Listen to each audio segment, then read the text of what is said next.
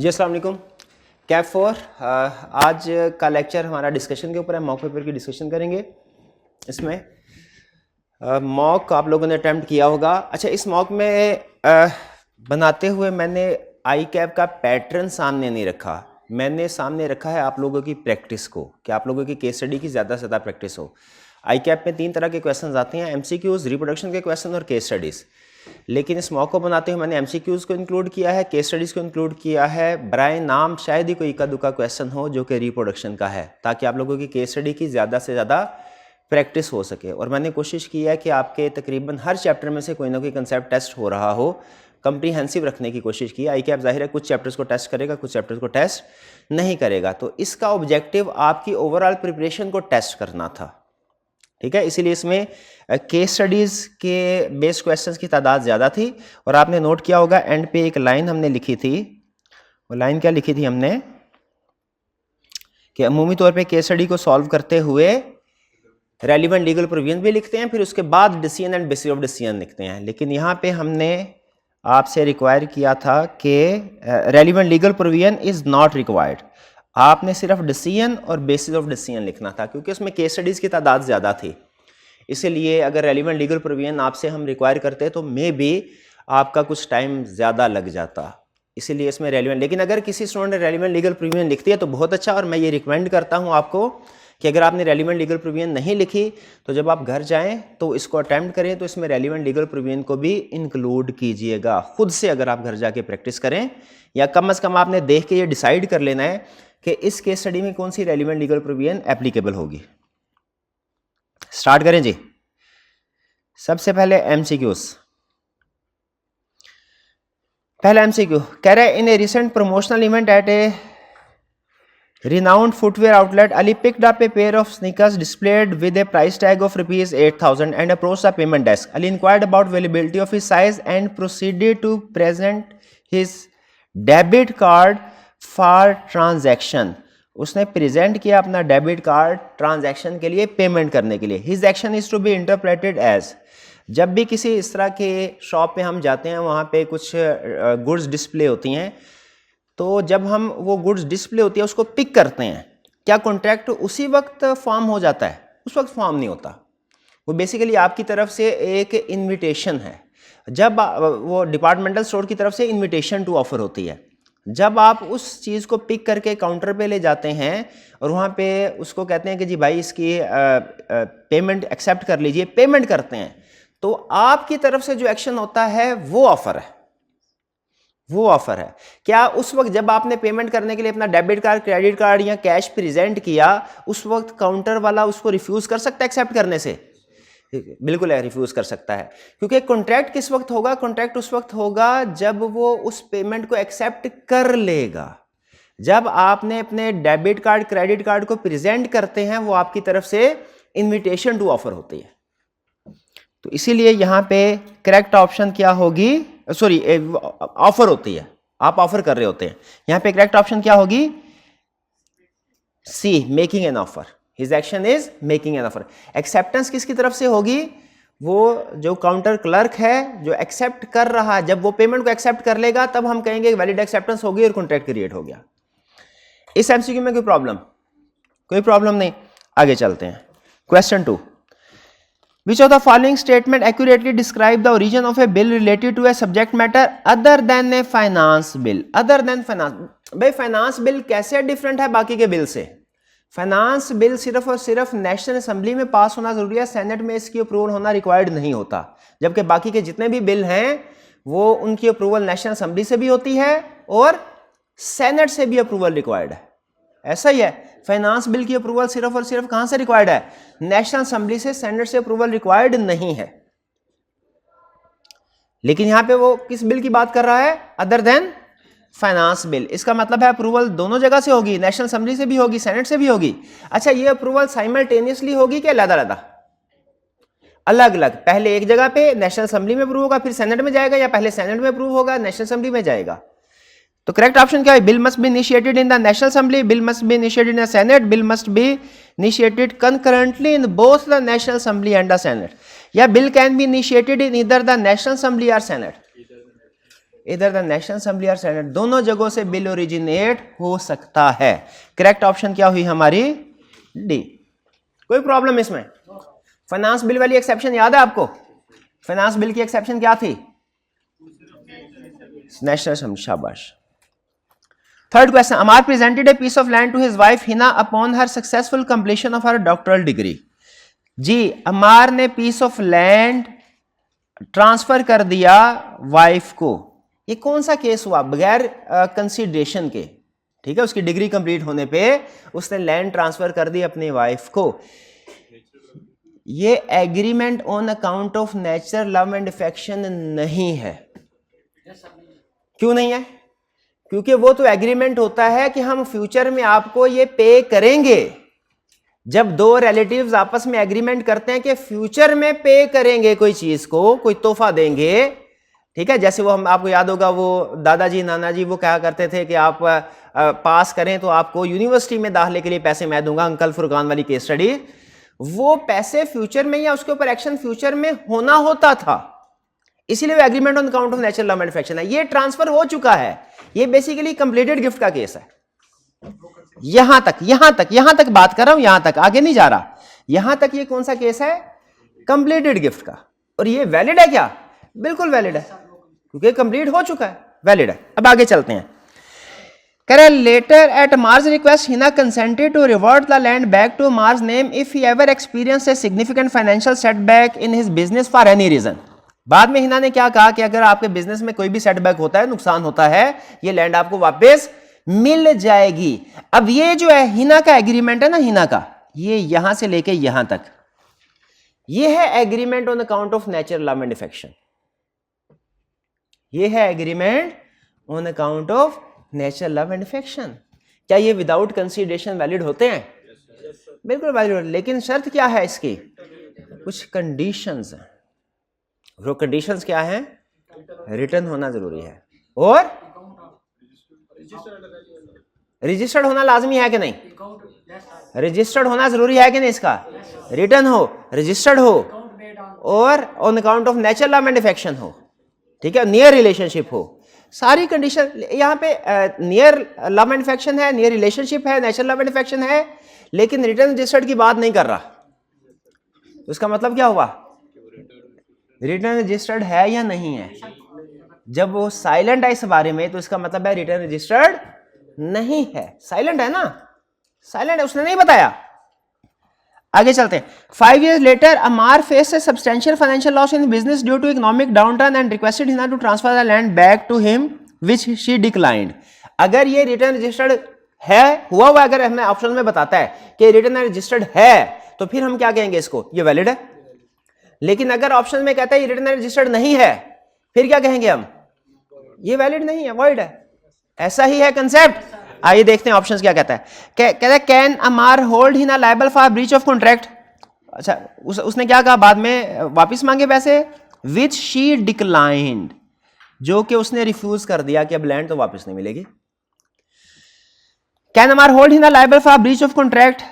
Yes, because the agreement was contingent upon occurrence of a significant financial loss in the business. नहीं, agreement contingent तो था, लेकिन असल मसला इसमें ये नहीं, यही भी एग्रीमेंट विदाउट कंसीडरेशन भी तो था, वो भी तो एक मसला है। Next, yes because all agreements made orally are enforceable by law. नहीं, सारे एग्रीमेंट फोर्सेबल बाय लॉ नहीं होते। No, because the agreement is void due to absence of consideration. हाँ, कंसीडरेशन की वजह से वाइड होता है, लेकिन सर्टन एक्सेप्शंस में नहीं होता। और no, because agreement was made by Hina under undue influence. Undue influence तो नहीं है, क्योंकि आपको हस्बैंड एंड वाइफ में अनड्यू इन्फ्लुएंस प्रिज्यूम नहीं होता, तो ये ऑप्शन भी गलत हो गई। अब सारी कहानी इस बात पे डिपेंड करती है, क्या ये एग्रीमेंट रिटर्न था या नहीं था। तो यहां पे चूंकि उसने क्वेश्चन में क्लियरली नहीं बताया कि ये रिटर्न था, इसलिए ओरल एग्रीमेंट, और ओरल एग्रीमेंट जो है वो विदाउट कंसीडरेशन हो, वो वाइड होता है। इसमें करेक्ट ऑप्शन हमारी होगी सी। ठीक है, अगर हम इसको अज्यूम करते हैं कि उसने रिटर्न कर दिया हुआ है, तो फिर कौन सी ऑप्शन करेक्ट होती? मेरा ख्याल है फिर कोई भी नहीं है कंटीजेंट अमाउंट का नहीं। तो इसमें मोस्ट अप्रोप्रिएट, हालांकि इन्फॉर्मेशन इनकम्प्लीट है थोड़ी। इन्फॉर्मेशन कैसे इनकम्प्लीट है उसने क्वेश्चन में नहीं बताया, रिटर्न किया कि नहीं किया, लेकिन इसके बावजूद क्वेश्चन की इंफॉर्मेशन से हमें अंदाजा हो रहा है कि ये ओरल एग्रीमेंट है। नहीं, अंडर इन्फ्लुएंस तो नहीं हो सकता मेरे भाई। अंडर इन्फ्लुएंस क्यों नहीं हो सकता? क्योंकि हस्बैंड एंड वाइफ में अंडर इन्फ्लुएंस प्रिज्यूम नहीं किया जाता, साबित करना पड़ेगा उसको। नहीं, रिक्वेस्ट के देखिए, आपने अनड्यू इन्फ्लुएंस अल्फाज से नहीं अंदाजा लगाना होता, आपने अनड्यू इन्फ्लुएंस का रिलेशनशिप से अंदाजा लगाना होता है मेरे भाई। हमने अनड्यू इन्फ्लुएंस के रिलेशनशिप स्टडी किए थे ना, क्या उन रिलेशनशिप में कहीं पे फॉल करता है? ये अनड्यू इन्फ्लुएंस वाले रिलेशनशिप में फॉल नहीं करता, जिनमें अनड्यू इन्फ्लुएंस प्रिज्यूम नहीं होता उनमें फॉल करता है। याद है आपको डिफरेंस बताया था हस्बैंड वाइफ में और फियांसी एंड फियांसे में? ए कैसे हो सकता है? Because the agreement contingent. देखिए कंटीजेंट जरूर था, लेकिन इसमें वो असल मुद्दा डिस्कस कर ही नहीं रहा। क्या इस कॉन्ट्रैक्ट में असल प्रॉब्लम उसके कंटीजेंट होने का है या असल प्रॉब्लम कंसीडरेशन का है? खुद बताइए।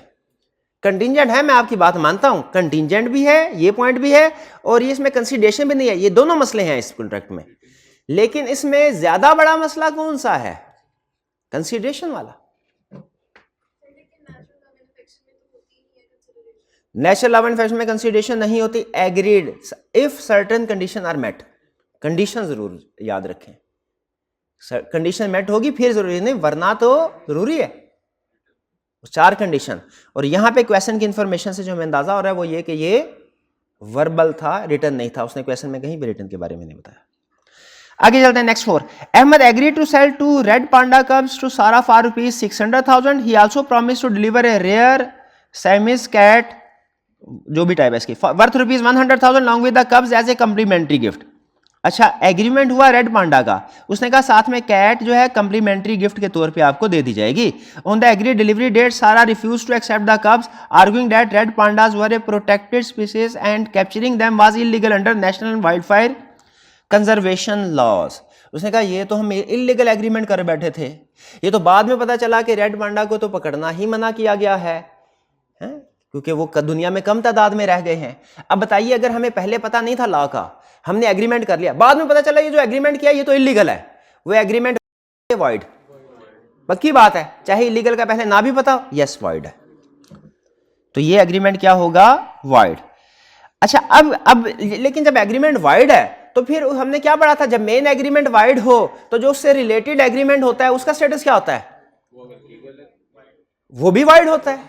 तो इसका मतलब है पांडा और कैट दोनों ही फारग हो गए, एग्रीमेंट पूरा ही फारग हो गया ना, कोई भी किसी इनफोर्सेबल नहीं होगा।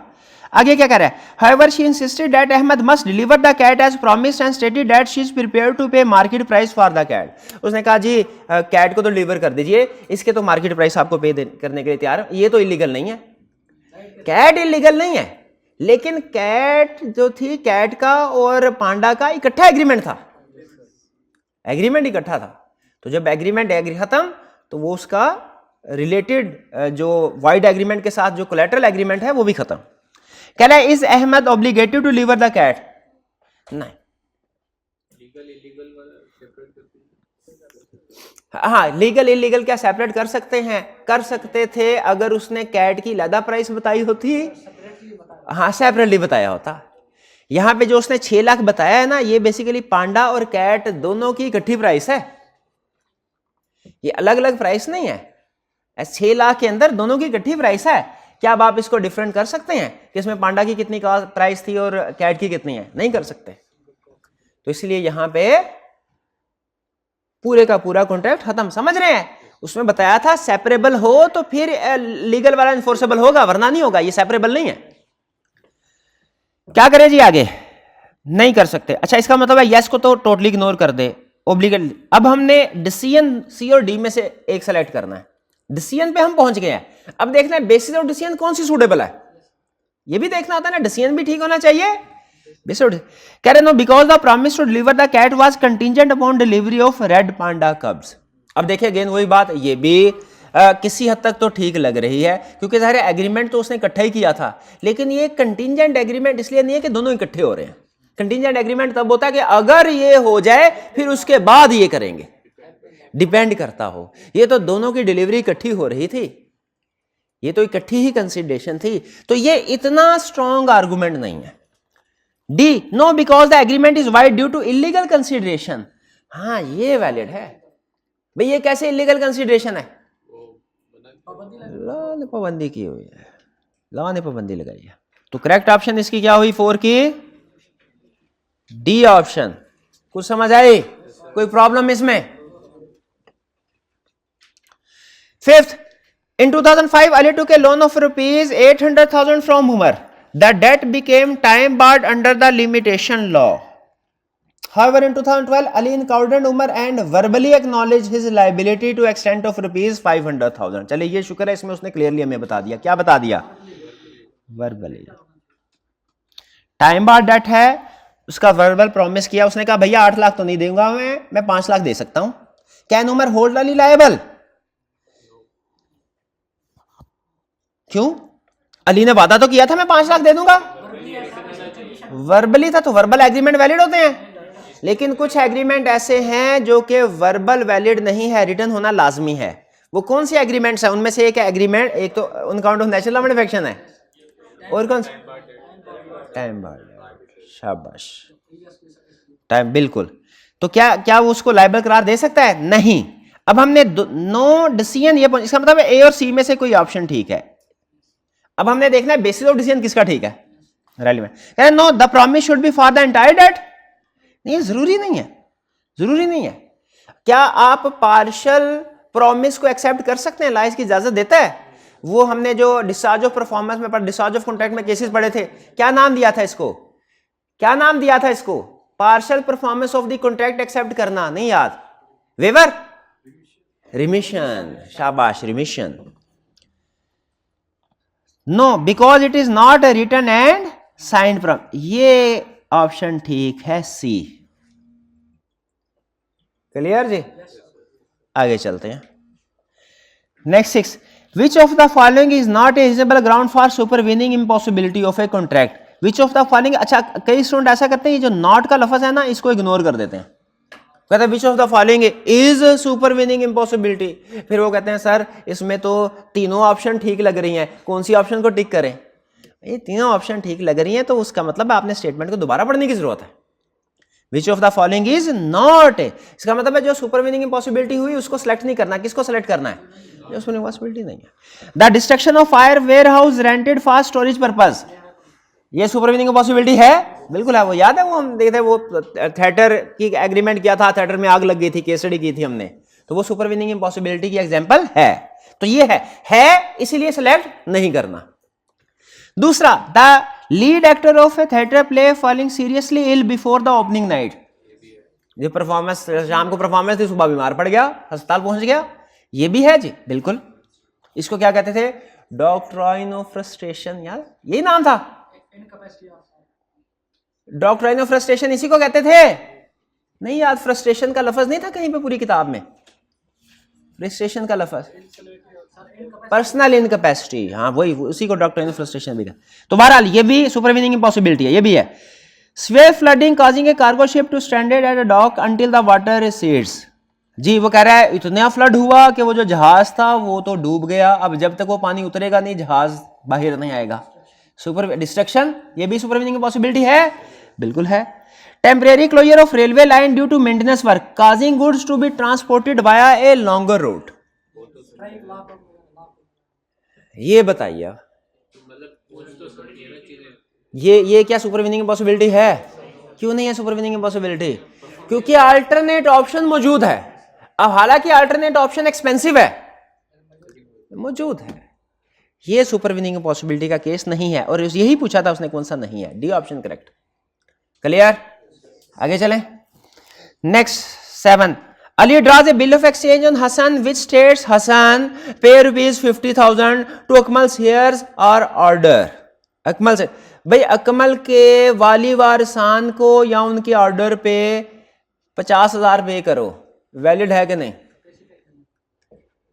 नहीं, क्यों नहीं है? हाँ यार, इसका नहीं पता उसके कितने हैं, कितने वाली वारसान है, कौन है, ये नहीं पता यार। ये हमने क्लास में भी डिस्कस किया था। तो करेक्ट ऑप्शन फिर क्या हुई इसकी? इनवैलिड, बिकॉज इनवैलिड, तो इनवैलिड में से कोई होगी, because the pay mentioned in the bill of exchange is not definite. B option. ऐसे इसको पढ़ा था मुझे, ए ऑप्शन भी ठीक लग रही थी किसी हद तक, लेकिन उसने स्पेसिफिकली उसका मेंशन नहीं किया था टाइम ऑफ पेमेंट। अमूमी तौर पे बिल ऑफ एक्सचेंज में टाइम ऑफ पेमेंट होता है ना, लेकिन बिल ऑफ लाजमी नहीं है कि वो टाइम हो भी।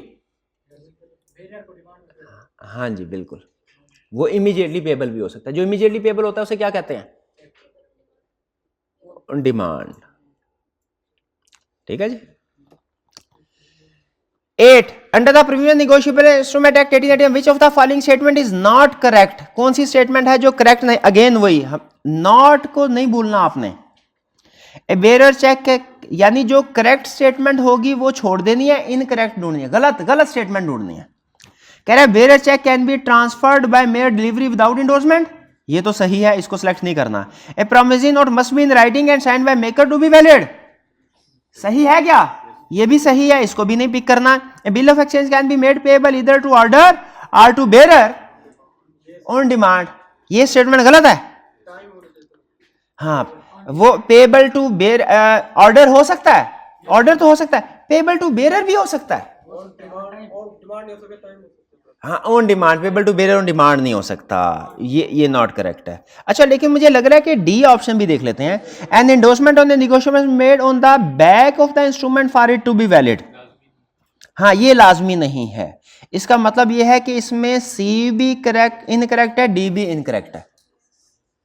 सी भी इनकरेक्ट है और डी भी इनकरेक्ट है। तो आपने, हाँ, लेकिन आपने दोनों में से जो भी टिक लगाया होगा हम उसको ठीक मानेंगे, क्योंकि एंडोर्समेंट बैक पे करना लाजमी नहीं है।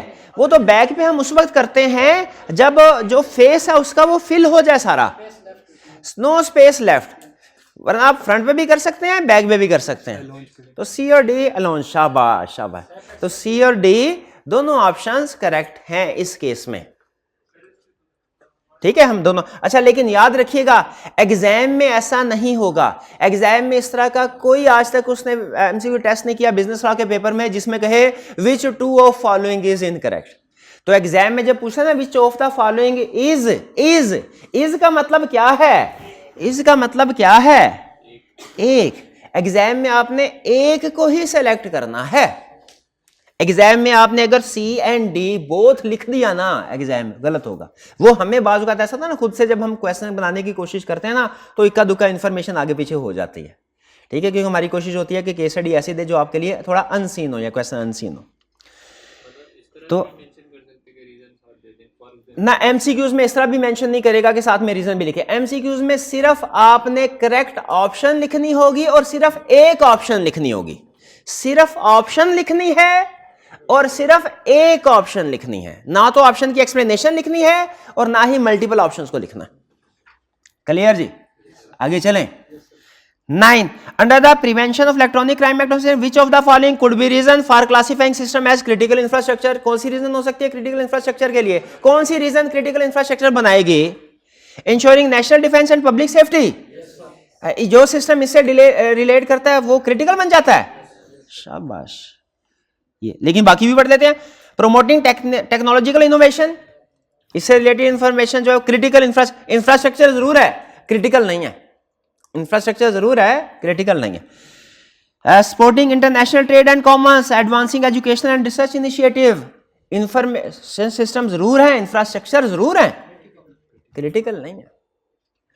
हाँ जी, एक कॉलेज का जो एलएमएस होता है, लर्निंग मैनेजमेंट सिस्टम, वो भी बेसिकली इंफ्रास्ट्रक्चर तो है। उसके लिए भी नेटवर्क होता है, उसके लिए भी रिसोर्सेज होते हैं, सर्वर रूम होता है, कंप्यूटर्स होते हैं, सारी चीजों उसमें भी, वो भी इंफ्रास्ट्रक्चर है, लेकिन वो क्रिटिकल नहीं है। क्रिटिकल कौन से वाला होता है? जो नेशनल डिफेंस पब्लिक सिक्योरिटी से रिलेट कर रहा हो। एक last, which of the following statement is correct? Correct, अब की बार हमने करेक्ट स्टेटमेंट ढूंढनी है, नॉट करेक्ट नहीं बोला, अब की बार सही वाली। ये ध्यान से पढ़ना है आपने एग्जाम में जाके। Correct, incorrect, not correct, not incorrect, ये इनफॉर्म में थोड़ा सोचना पड़ता है, खासतौर पे जहां पे नॉट का लफ्ज आ जाता है ना तो अपोजिट होकर सोचना पड़ता है। विच of the following is correct ढूंढना आसान है, बताया था। विच of the following is not correct, ये ढूंढना मुश्किल है। ठीक है, और खास तौर पे विच of the following is not incorrect, दो दफा सही, हाँ बिल्कुल, वो नॉट नॉट को काट दें, which of the following is correct बन जाता है। तो इसका ध्यान रखना एग्जाम में। An arbitration agreement must always be in written form to be valid. Arbitration agreement form में होना जरूरी है कि नहीं? जरूरी है, बिल्कुल जरूरी है। तो ये ऑप्शन करेक्ट होगी। लेकिन देख लेते हैं आगे मजीद, हो सकता है मजीद भी कोई एग्रीमेंट ऐसा हो जो कि रिटर्न होना जरूरी है। अगेन वही बात, दो ऑप्शन भी ठीक, हालांकि लेकिन दो ऑप्शन एग्जाम में एक ऑप्शन ही ठीक हुआ करेगी। वो तो हमसे बनाते हुए हमने नॉट लिखना या उसको चेंज करना भूल गए बाज़ का। Parties can not agree to arbitrate dispute that may rise in future. नहीं एग्री कर सकती हैं। करंट डिस्प्यूट राइज हुआ हो उसमें भी आर्बिट्रेशन में जाया जा सकता है, और अभी करंटली डिस्प्यूट राइज नहीं हुआ तो अभी ये एग्री कर सकते हैं कि अगर फ्यूचर में डिस्प्यूट राइज हुआ हम कोर्ट में नहीं जाएंगे, आर्बिट्रेशन में जाएंगे। बिल्कुल, प्रेजेंट भी डिस्प्यूट रेफर कर सकते हैं, फ्यूचर का भी। तो ये तो गलत बात कर रहा है कि कह रहा है can not, an arbitrator has no authority to mend an award once it is made. नहीं वो चेंज कर सकता है, वो हमने पढ़ा था, वो क्या कहता है, क्लैरिकल नेचर थे, हाँ क्लैरिकल मिस्टेक्स को करेक्ट कर सकती है। An arbitrator has discretion to make an award subject to certain हाँ वो कंडीशनल भी कर सकता है, ये भी ठीक। तो ए और डी इस ऑप्शन में दोनों ठीक होंगे। आपने अगर ए को टिक किया हुआ उसको भी हम ठीक मानेंगे, डी को टिक किया उसको भी ठीक मानेंगे। लेकिन एग्जाम में याद रखिएगा कोई एक, क्यों कोई एक, इधर क्या लिखा हुआ है, इज, इसीलिए कोई एक ठीक ऑप्शन सेलेक्ट करनी है। दोनों ऑप्शन एग्जाम में नहीं लिखने। इवन यहां पे भी अगर आपने ए एंड डी दोनों लिखा होगा हम उसको गलत कर देंगे। सिर्फ ए लिखा है वो भी ठीक, सिर्फ डी लिखा है वो भी ठीक मानेंगे। अगर किसी ने ए एंड डी बोथ लिखा है ना, क्योंकि ऊपर लिखा ही नहीं हुआ कि दो ऑप्शन को सिलेक्ट करना है, एक समझ रहे हैं क्या कहना चाह रहा हूं? ठीक है, ये असल में हमारी समझ लीजिए पेपर बनाते हुए थोड़ी सी गलती कि हमने इसको चेंज करना था, आर्बिट्रेटर हैज नॉट का लफ्ज ऐड करना था, नहीं कर सकते। लेकिन इसका पेनल्टी आपको नहीं पड़ेगी, इसका नुकसान आपको नहीं होगा। आपने दोनों में से जो ऑप्शन भी टिक की होगी हम उसको ठीक मान लेंगे। Next question 2, briefly describe the process of legislation case of money bill when national assembly is not in session. Not in session का मतलब क्या है? इसका मतलब है नेशनल असेंबली के जरिए से बिल पास नहीं होगा, सदर के जरिए से होगा, सदर के जरिए से होगा। ठीक है, अच्छा ये मनी बिल है कि अदर देन मनी बिल है? भाई वैसे जब सदर के जरिए पास होना है तो इससे फर्क ही नहीं पड़ता कि मनी बिल है कि अदर देन मनी बिल है। सदर के जरिए से पास होना है तो वो तो हर तरह का ऑर्डिनेंस पास कर सकता है। जो सदर के जरिए से बिल पास होता है उसे क्या कहते हैं? एक्ट कहते हैं। उसे क्या कहते हैं? ऑर्डिनेंस। शाबाश। इसका वैलिडिटी पीरियड क्या होता है? 90 डेज।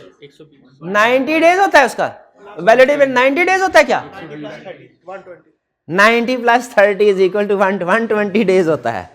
ये 90 + 30 लॉ में नहीं लिखा हुआ, ये भाई ने खुद। तो क्या है ये? गर्म है।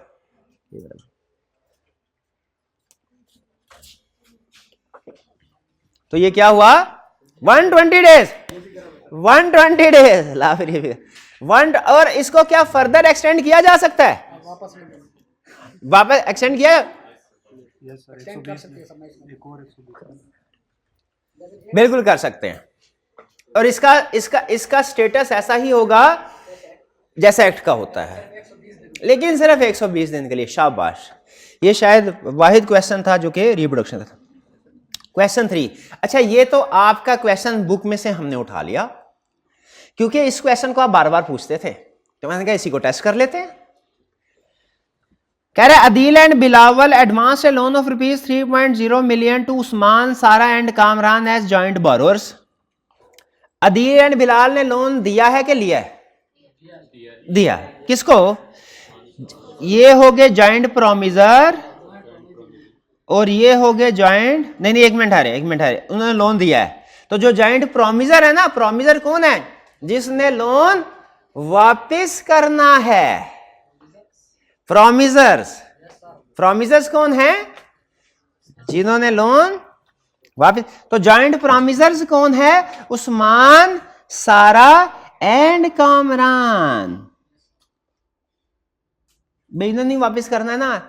जिसने पैसे अदा किसने करने हैं? उस्मान से। तो जिसने पैसे, जिसने कोई काम करना होता है वो कौन होता है? प्रोमिजर। तो इसमें प्रोमिजर कौन है? उस्मान एंड कंपनी के अदील एंड कंपनी? भाई बताएं। प्रोमिजर वो है जिसने काम करना है, जिसने काम कर दिया हो वो प्रोमिजर नहीं होता अब कभी। प्रोमिजर कौन है? प्रोमिजर करने वाला, जिसने काम करना है। प्रोमिजर कौन है?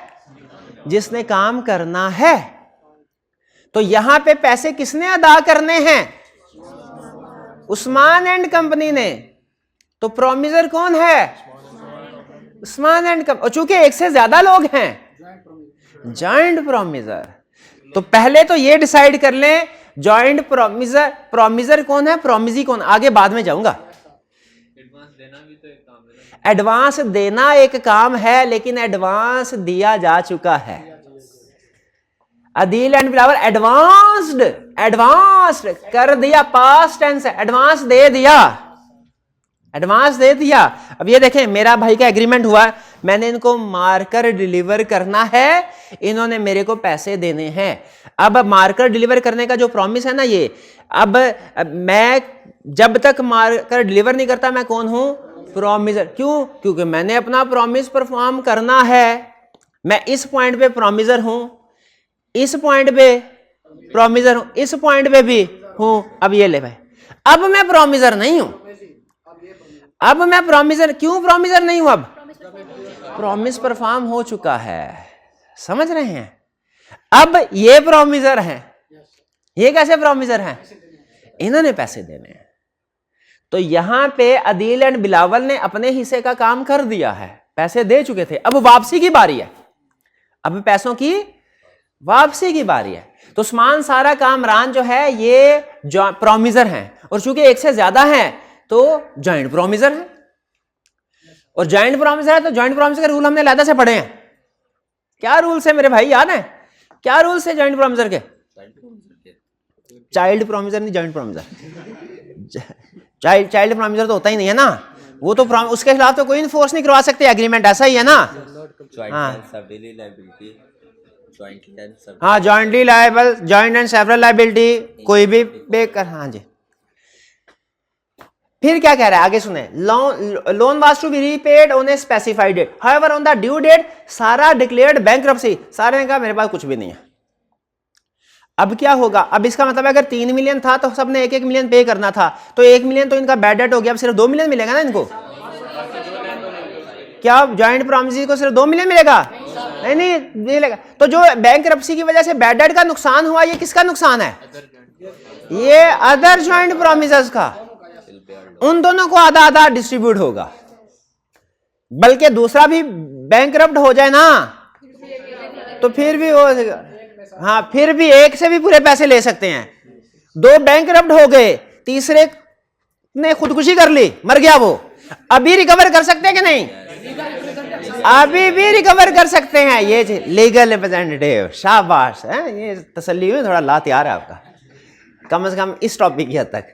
ड्यू डेट अच्छा bankrupt. Bilal without informing Adeel. अब ये देखे कहानी का दूसरा रुख, कह रहा है बिलाल ने अदील को इन्फॉर्म किए बगैर उस्मान से कहा कि सारी की सारी अमाउंट मेरे को दे दो। अच्छा, इसके 2 पर्सपेक्टिव हैं। नंबर 1, क्या एक जॉइंट प्रॉमिसर लायबल है पे करने के लिए? नंबर एक ये एंगल है स्टोरी का, एक दूसरा एंगल भी है। क्या जॉइंट प्रॉमिसी में से एक वसूल करने का पाबंद वसूल कर सकता है? नहीं कर सकता। ये नहीं लिखा, शाबाश शाबाश। तो यहां पे कह रहा है under provisions of contract address the following, can Bilal compel Usman to pay the full amount solely to him. अच्छा, इसमें देखें हम कहेंगे कि उस्मान को तो कंपेल किया जा सकता है, अकेला उस्मान पैसे देने का पाबंद है, लेकिन अकेला बिलाल नहीं उससे डिमांड कर सकता। In case of joint promise performance shall be demanded by joint promises. याद है ये जी? हाँ, अनलेस कॉन्ट्रेरी इंटेंशन, तो उसने बताया ही नहीं। हाँ, एग्रीमेंट करते हुए अगर आप ये तय कर लें कि भैया हम में से जो भी मौजूद हुआ ना उसको आपने पेमेंट कर देनी है, तो फिर वो हो जाए।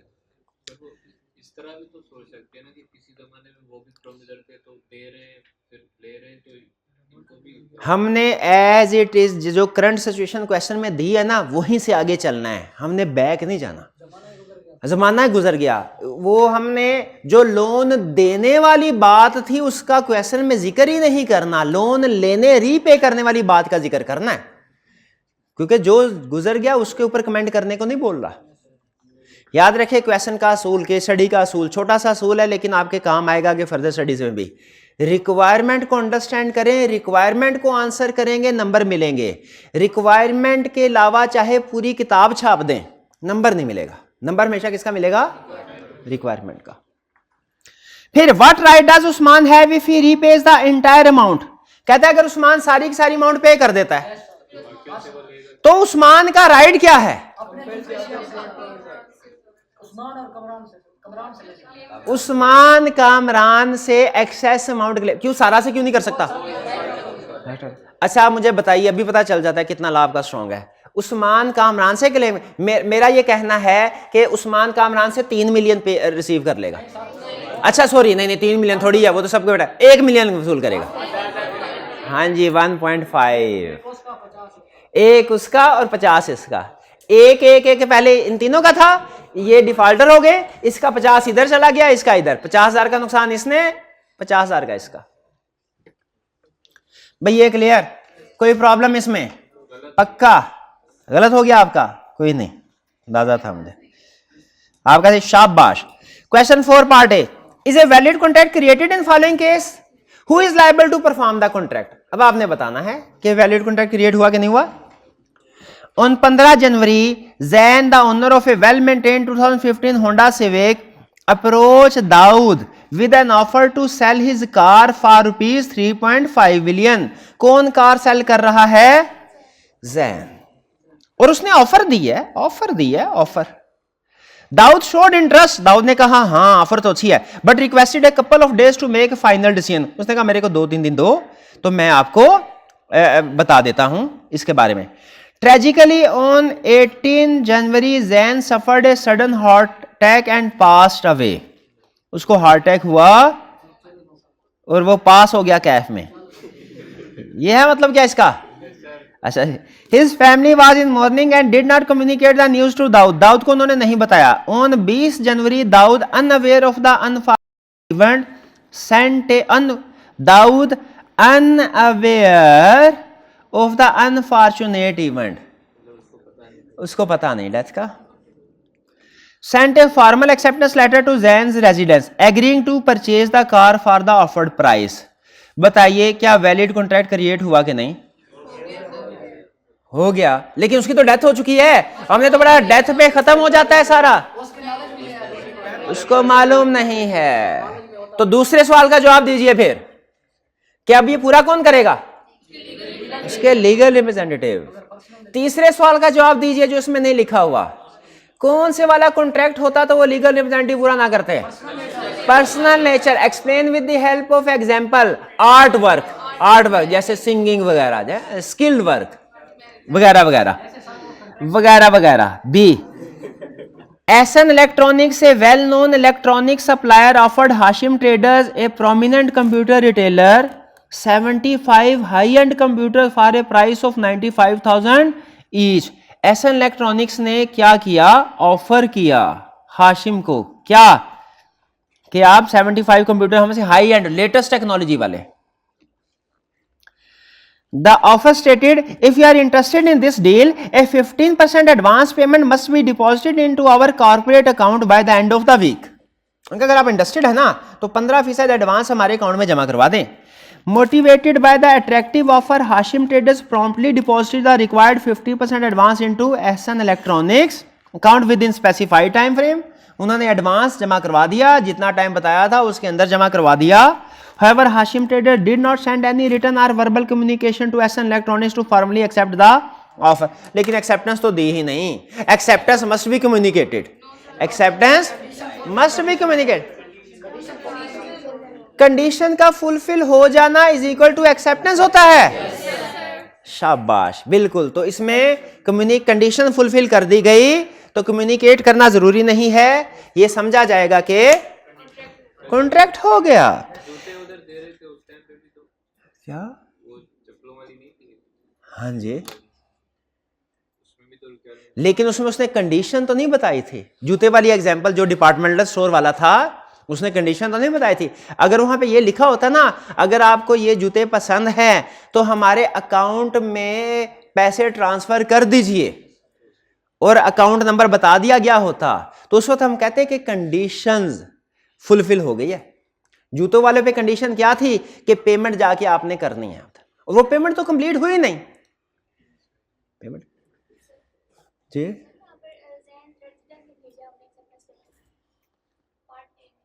जी जी, हाँ, जैन ने पार्ट ए में लेटर रेजिडेंस में भेजा, वो इससे कोई फर्क नहीं पड़ता। वो आपको पता है कि जो स्पेसिफाइड प्लेस हो उस पर भेजा जा सकता है। रेजिडेंस का इसमें कोई प्रॉब्लम नहीं है।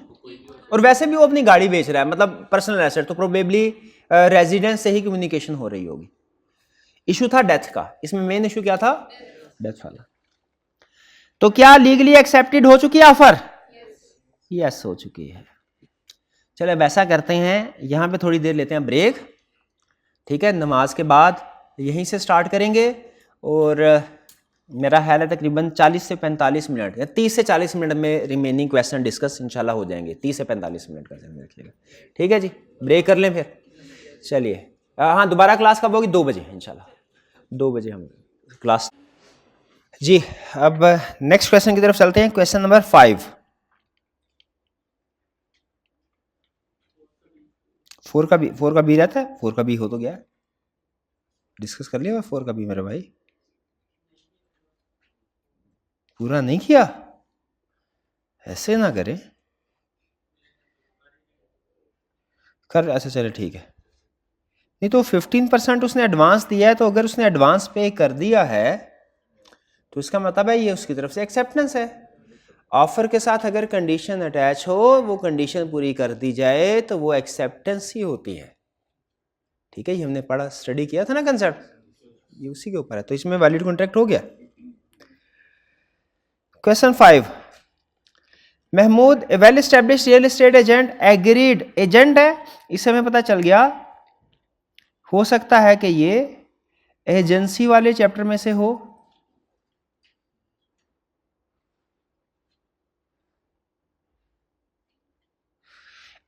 लेकिन एजेंसी वाले चैप्टर के अलावा भी एक और जगह पे एजेंट की टर्म यूज है। वो किस जगह पे? अनड्यू इन्फ्लुएंस वाली एग्जांपल में।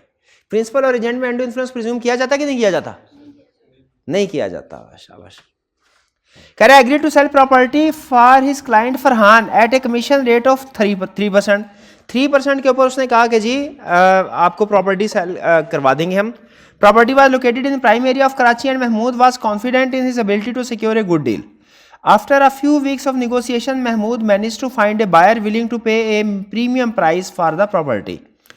However, just before finalizing the sale, Mahmood demanded a commission of 6%. अरे एग्री तो हुआ था 3%, ये तो अब 6% डिमांड कर रहा है।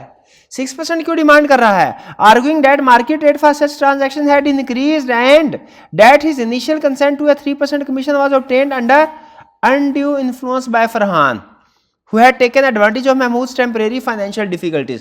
मेरा पहला सवाल ये है कि अगर फर्स्ट कीजिए हमने किसी के साथ रेट एग्री कर लिया, कॉन्ट्रैक्ट कर लिया, उसके ऊपर रेट एग्री कर लिया, बाद में किसी वजह से मार्केट में कुछ चेंजेस आती हैं जिनकी वजह से रेट बढ़ जाता है, क्या ऑलरेडी जो कॉन्ट्रैक्ट हमने कर चुके हैं उन्हें पुराने रेट पे ही पूरा करना पड़ेगा कि वो नया रेट जो है पुराने एग्रीमेंट्स पे भी अप्लाई होगा? जरा बताइए। पुराना एग्रीमेंट पुराने रेट पे ही कंप्लीट होगा। एक दफा याद रखिए, एग्रीमेंट जो आपने साइन कर लिया, एग्री कर लिया, अब वो जो टर्म्स एंड कंडीशन एग्री होगी वो चेंज नहीं होती, वो पुराने रेट के मुताबिक ही कंप्लीट होंगी। तो पहली चीज है, आपको याद है वो केस स्टडी भी हमने की थी जिसमें वो उसने कुछ शायद इंस्टॉलेशन का कहा था और बाद में गवर्नमेंट ने ड्यूटीज ऐड कर दी थी, और उसने कहा था कि ड्यूटीज जो एक्स्ट्रा मुझे पे करना पड़ रही है इसके पैसे आप दीजिए। क्या वो पैसे देने का पाबंद थी पार्टी बायर?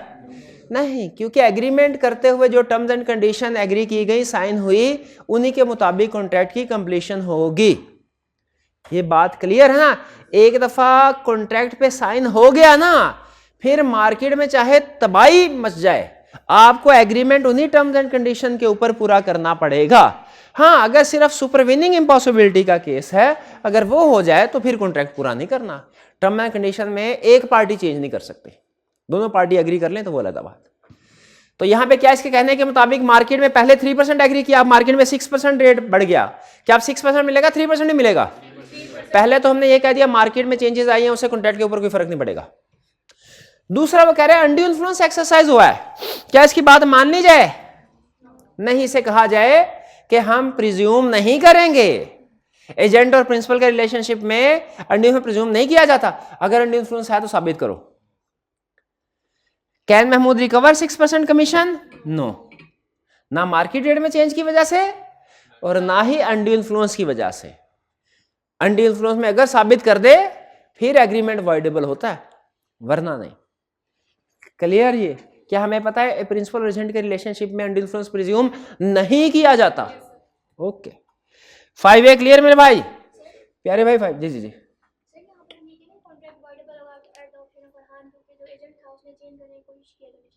नहीं नहीं नहीं नहीं, आप ये नहीं कह सकते कि एजेंट ने कंडीशन चेंज करने की कोशिश की तो ये वॉइडेबल एट द ऑप्शन हो गया। नहीं नहीं नहीं, वॉइडेबल होता है अगर टाइम एसेंस हो और आप टाइम पे गुड्स को डिलीवर ना करें, सर्विस को डिलीवर ना करें, तब वॉइडेबल होता है। अनड्यू इन्फ्लुएंस हो तब वॉइडेबल होता है, फ्री कंसेंट ना हो तब वॉइडेबल होता है। सिर्फ एक बंदे ने टर्म रिक्वेस्ट की कि सर ये टर्म्स को चेंज कर लीजिए, उस रिक्वेस्ट से कॉन्ट्रैक्ट वॉइडेबल नहीं होता।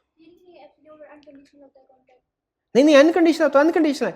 यहाँ पे कंडीशन चेंज, वो ये तो नहीं कह रहा कि मैं कंडीशन में जो है कंडीशन चेंज करें, कॉन्ट्रैक्ट को चेंज करने को, यानी वो यहाँ पे ये कह रहा है कि एक पार्टी सिंगल जो है ना वो कॉन्ट्रैक्ट की टर्म को चेंज नहीं कर सकती।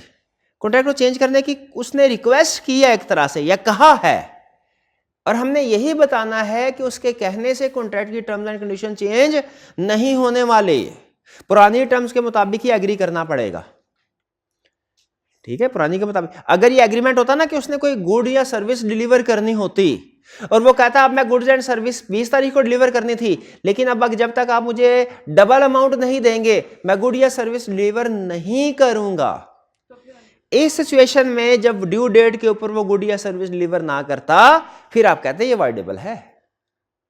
वॉइडेबल सिर्फ इतना कह देना भाईजान 10,000 का एग्रीमेंट हुआ है, मैं इनसे कहता हूं 10,000 नहीं भाई 12,000 दे दे, खर्चा बाद में बढ़ गया, एक्सपेंसेस बढ़ गए हैं बिजनेस के, 10 की बजाय 12,000 दे दे। मेरे सिर्फ इतना कह देने से कॉन्ट्रैक्ट वॉइडेबल नहीं होगा। मैंने अल्ट्रेशन की रिक्वेस्ट की है, अगर ये एक्सेप्ट कर लेगा तो कॉन्ट्रैक्ट की अल्ट्रेशन हो जाएगी, वरना पुराना कॉन्ट्रैक्ट ही एप्लीकेबल होगा और वही इन्फोर्स होगा।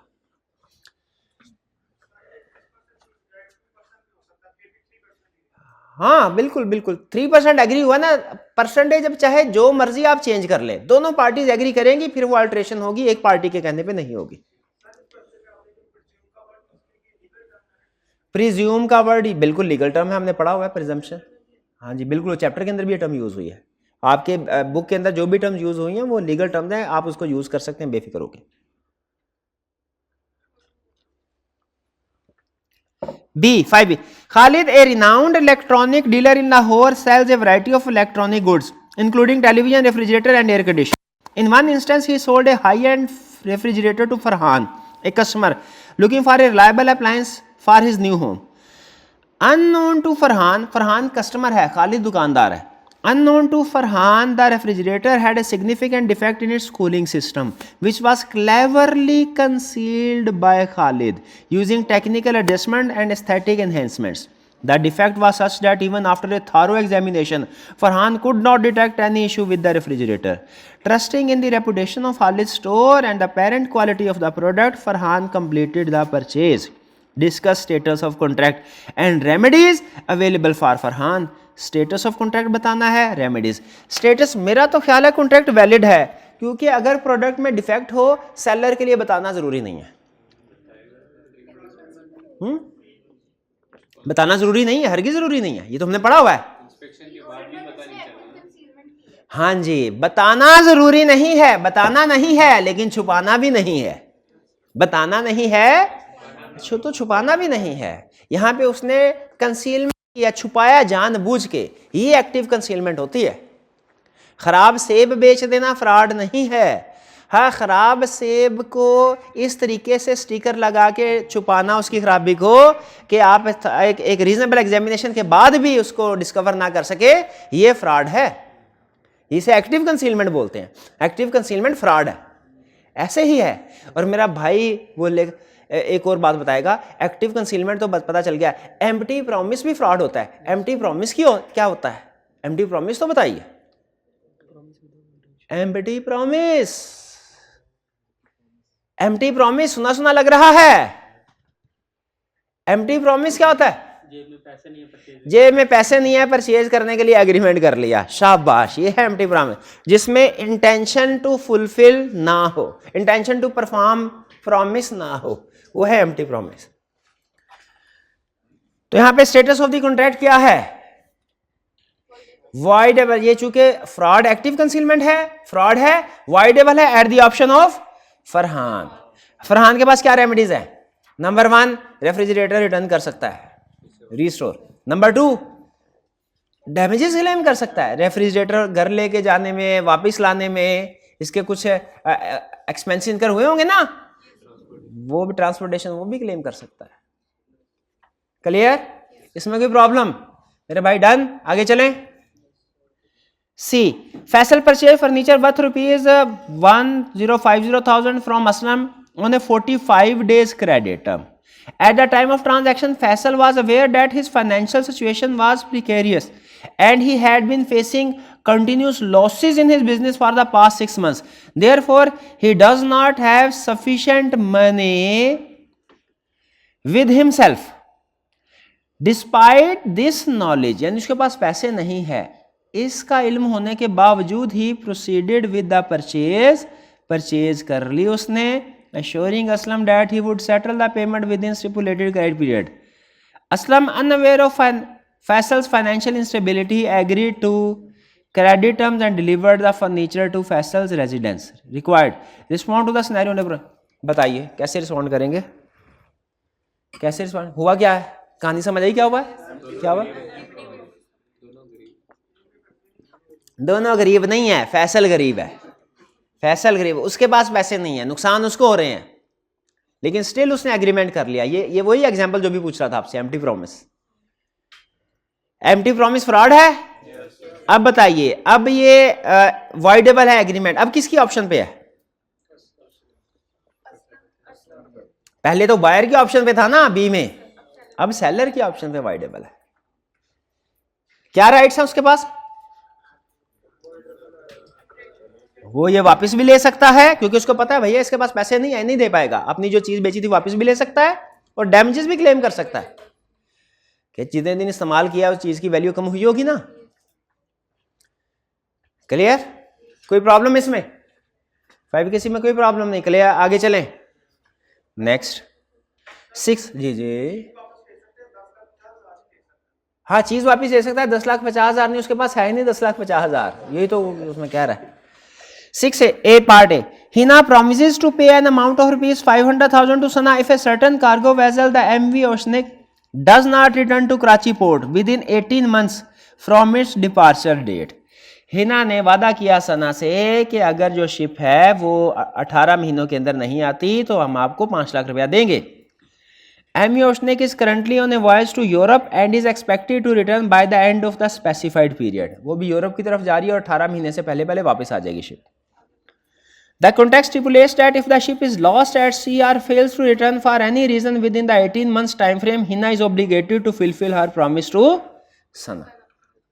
ठीक है, अगर 18 महीने में वो शिप वापस नहीं आती तो पैसे अदा करने पड़ेंगे। What is the type of this contract? Contingent contract, जो कि किस चीज के ऊपर डिपेंडेंट है? Non happening. नाम नहीं लिखना था, सिर्फ उसके रीजन बताने थे। Comment on when this contract will be enforceable, when not, कब ये इनफोर्सेबल होगा, कब नहीं होगा। इफ इवेंट है, अगर शिप 18 महीने के अंदर अंदर वापस आ जाती है कॉन्ट्रैक्ट इनफोर्सेबल नहीं है, और अगर 18 महीनों में रिटर्न नहीं होती तो फिर इनफोर्सेबल होगा। क्लियर? कोई प्रॉब्लम? वेजरिंग नहीं है भाई, खुदा यार ऐसे ना करे यार। इसमें क्या जुआ के क्या, इसमें क्या मसला, कोई मसला नहीं है, इसमें कोई बैटिंग नहीं है, इसमें कोई कंटिजेंट है। ये ट्रेड में ऐसे होता है, इंश्योरेंस कंपनी वाले सारे इसी तरह के एग्रीमेंट करते हैं। इंश्योरेंस कंपनी वालों के सारे इंश्योरेंस एग्रीमेंट वेजरिंग एग्रीमेंट होता है क्या? से ना करे कंटिजेंट एग्रीमेंट और ये इलीगल चीज थोड़ी है।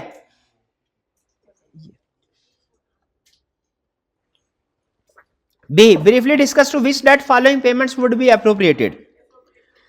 हाँ, एप्रोप्रिएशन पेमेंट का कंसेप्ट है। Kamran owes 3 separate debts to Ali, ₹200,000 due on 20 April, 400,000 due on 20 April and ₹500,000 due on 28 April.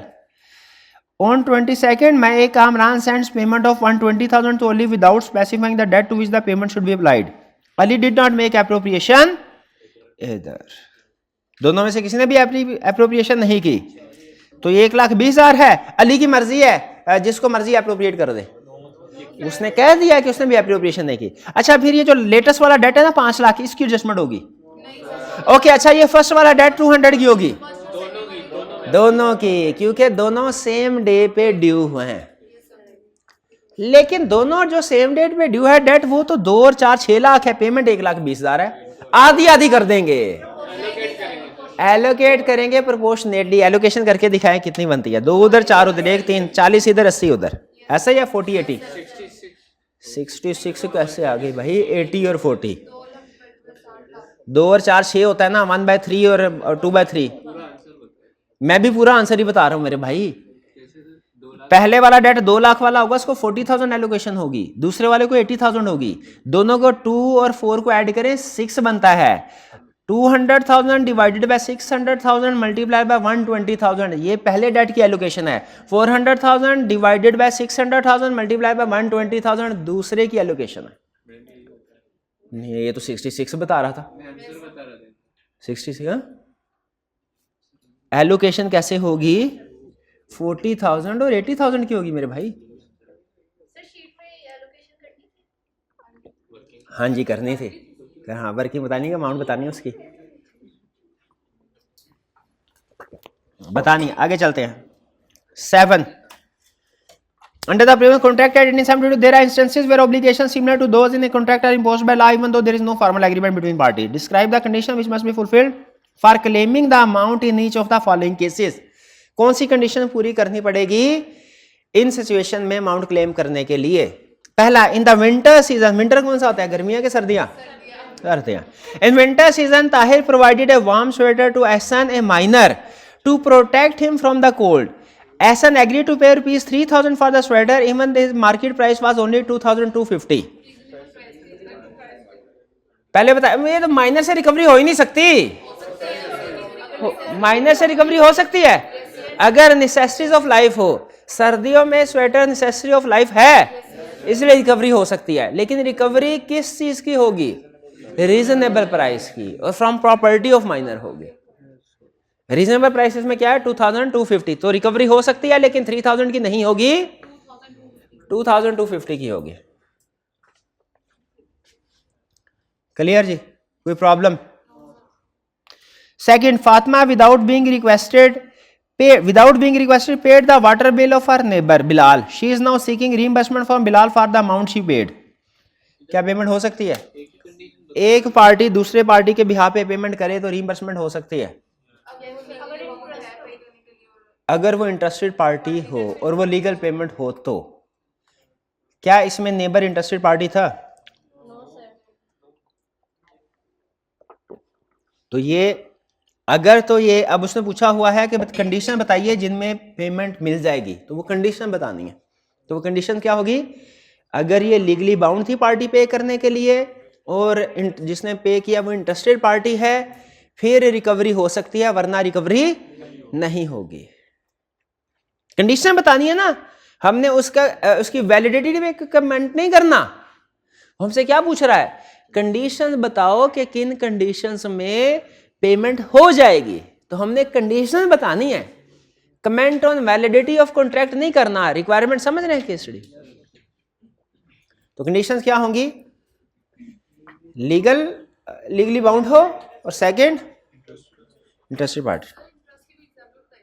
Interested party का मतलब ये होता है कि अगर वो पेमेंट ना करे तो उसको भी कोई ना कोई नुकसान हो रहा हो, इसे कहेंगे इंटरेस्टेड पार्टी। अगर पेमेंट ना, अगर फर्ज कीजिए वो क्वेश्चन में कहता है कि इन दोनों का जॉइंट कनेक्शन है, ठीक है, और आधा जैसे होता है बाज़ घरों में किराएदार है, ऊपर भी कोई रहता है नीचे भी रहता है, एक ही कनेक्शन लगा है, तो आधा आधा बिल पे करना है। ऐसी सिचुएशन में अगर कोई एक किराएदार पूरा बिल पे कर देता है तो वो दूसरे से रिकवरी करवाने के लिए इंटाइटल्ड है, क्योंकि वो इंटरेस्टेड पार्टी है, कनेक्शन कटेगा तो वो भी इफेक्ट होगा। लेकिन अगर दोनों का मीटर लदा हो फिर इंटरेस्टेड पार्टी नहीं है। इंटरेस्टेड पार्टी का मतलब कि वो पेमेंट ना करने से उसका अपना भी कोई ना कोई नुकसान हो रहा हो।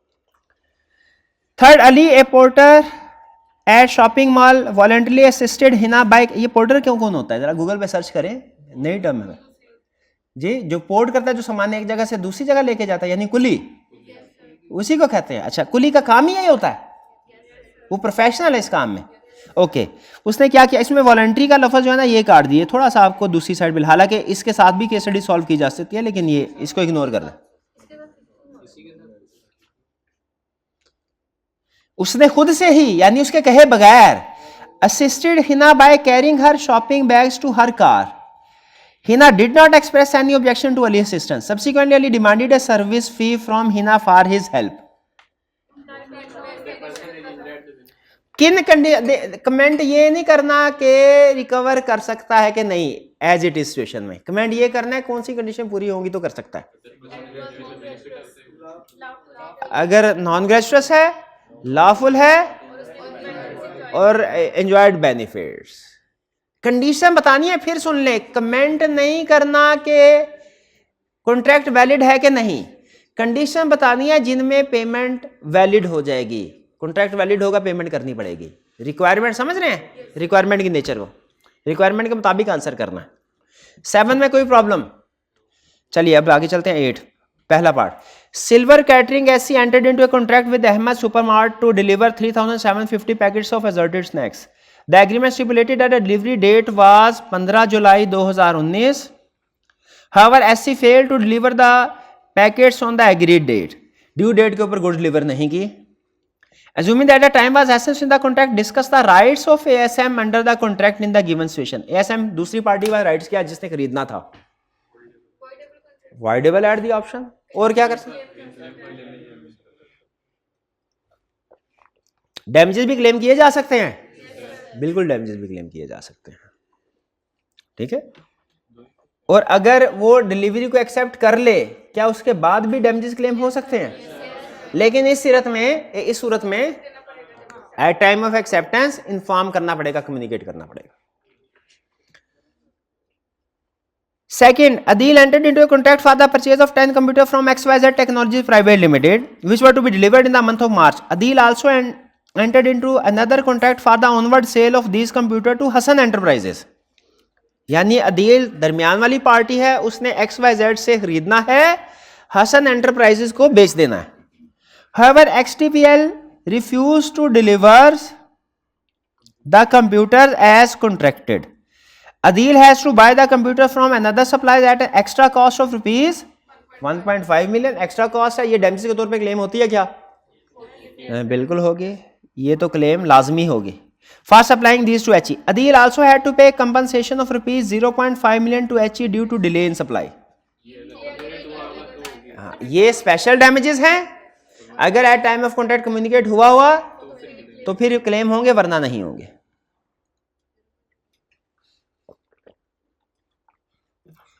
नेक्स्ट 1.5 हर सूरत होंगे, 0.4 डिपेंड करता है, if communicated, if not communicated. Furthermore, Adil incurred an additional expense of rupees 0.2 million for arranging alternate transportation and handling charges for the computer. Transportation charges भी उसको इनकर करना पड़े। ट्रांसपोर्टेशन चार्जेस भी मिलेंगे कि नहीं मिलेंगे? ये भी ऑर्डिनरी डैमेजेस ही कहलाते हैं। किसी दूसरी जगह से जब आप कंप्यूटर खरीदने के लिए जाएंगे, एक तो हो सकता है आपको कंप्यूटर खरीदने के लिए हाई प्राइस पे करनी पड़े, कंप्यूटर ही है ना, हाई प्राइस पे करना पड़े, और दूसरा पहले वाले जो एग्रीमेंट हुआ था उसमें तो उस पार्टी ने हमारे गोदाम पे चीजें ला के देनी थी। इसमें हम खुद जाएंगे, हाई प्राइस पे कंप्यूटर भी लेके आएंगे, हाई प्राइस कंप्यूटर के लिए भी पे करेंगे और आने जाने का खर्चा भी अदा करेंगे। तो आने जाने का जो खर्चा है ये डैमेजेस में शामिल होगा कि नहीं होगा, क्योंकि ये ब्रीच ऑफ कॉन्ट्रैक्ट की वजह से हमें इनकर करना पड़ा है, तो ये भी क्लेम कर सकते हैं। दो चीजें क्लेम कर सकते हैं, ट्रांसपोर्टेशन और high cost, high price paid. और एक चीज डिपेंड करता है, स्पेशल डैमेजेस वाली बात डिपेंड करता है, कम्युनिकेट किया है टाइम ऑफ कॉन्ट्रैक्ट फिर कर सकते हैं, वरना नहीं। यहाँ पे क्वेश्चन में उसने कोई इंडिकेशन तो नहीं दी हुई, एक दफा फिर तसल्ली से देख लें कि कम्युनिकेट किया हुआ था या नॉट कम्युनिकेटेड था, नहीं बताया हुआ, फिर हम इफ करके दोनों डिस्कस करेंगे। 8 clear ji. 9 Ali Dada terminated the service of his agent Hina. However, he failed to give any notice of this termination. उसने इसका कोई नोटिस नहीं दिया। A week later, Hina, unaware of her termination, entered into a contract with Farhan, a supplier, to purchase goods on behalf of Ali Raza. Farhan, who had no knowledge of Hina's termination, delivered the goods expecting him from Ali Raza, payment from Ali Raza. When Farhan approached Ali Raza for payment, Ali Raza refused, claiming that Hina was no longer his agent at the time of the purchase. Farhan, feeling aggrieved, seeks legal advice on whether Ali Raza is liable to pay for the goods or not. Liable है, क्यों? उसने तो terminate कर दिया था।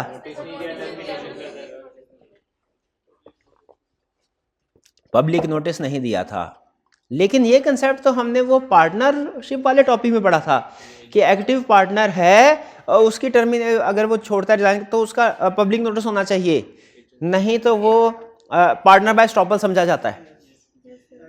हाँ, agency में भी यही कंसेप्ट, एजेंसी में भी यही कंसेप्ट अप्लाई होता है।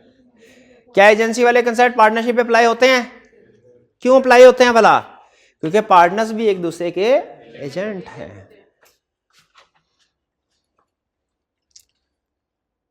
10 Aslam, a sole proprietor, was engaged in the textile manufacturing business, supplying fabric to various retailers across the country. He decided to expand his business and entered into an agreement with Zahid to become a partner in his firm. ठीक है, अच्छा वैसे यहाँ पे partner का word नहीं होना चाहिए, वरना इंडिकेशन मिल जाती है आपको। ठीक है, he decided to make an agreement with Zahid. यहां तक होना चाहिए क्वेश्चन, आगे इग्नोर कर दें। The terms of the agreement were as follows. Zahid, अच्छा रिक्वायरमेंट में क्या? Analyze the above situation and advise whether a partnership is constituted between Aslam and Zahid under the provisions of Partnership Act. आपने बताना है दोनों लोगों के दरमियान में पार्टनरशिप बनी कि नहीं बनी। ये फैसला हम, ये आपको याद है टेस्ट ऑफ पार्टनरशिप, ये कैसे करते हैं? हम एक एक जो टर्म एग्री हुई है उसके ऊपर कमेंट करते हैं, और हमारा रूल ये होता है अगर तो प्रॉफिट शेयर हो रहा है और एक्सेप्शंस में फॉल नहीं कर रही सिचुएशन, तो ये पार्टनरशिप है। याद है? सिर्फ profit and loss sharing ratio पे डिसीजन कर लेते हैं हम क्या कि पार्टनर है कि नहीं? सिर्फ profit and loss sharing ratio पे नहीं, क्योंकि कुछ सिचुएशन ऐसे भी हैं जिनमें प्रॉफिट एंड लॉस शेयर हो रहा होता है लेकिन स्टिल वो पार्टनर नहीं होते। इसीलिए हमने partner profit and loss sharing ratio भी देखनी है, वो भी हो रही हो, और हमने फिर ये भी देखना है कि एक्सेप्शंस में भी फॉल ना कर रहा हो, एक्सेप्शंस में भी फॉल ना कर रहा हो, और वन बाय वन बाकी चीजों पे भी कमेंट करते जाएंगे, लेकिन डिसीजन हमारा इन दो चीजों के ऊपर होगा। प्रॉफिट एंड लॉस शेयरिंग होना लाजमी है, और एक्सेप्शन जो पड़ी थी उनमें फॉल, एक्सेप्शन याद है आपको? प्राइमा फेशी एविडेंस अली, शाबाश। Zahid would not contribute any capital to the firm, comment कीजिए। सही है, प्रॉफिट बनने पार्टनर बनने के लिए कैपिटल कंट्रीब्यूशन लाजमी नहीं होती, ये आप लिखेंगे, ये आप लिखेंगे। It is not necessary to contribute capital for partner. Clear? इस पे कमेंट कर दिया। फिर दूसरी टर्म पे भी कमेंट करना है। दूसरी कौन सी है? Zahid would not be liable for any losses incurred by firm. ये भी ठीक है।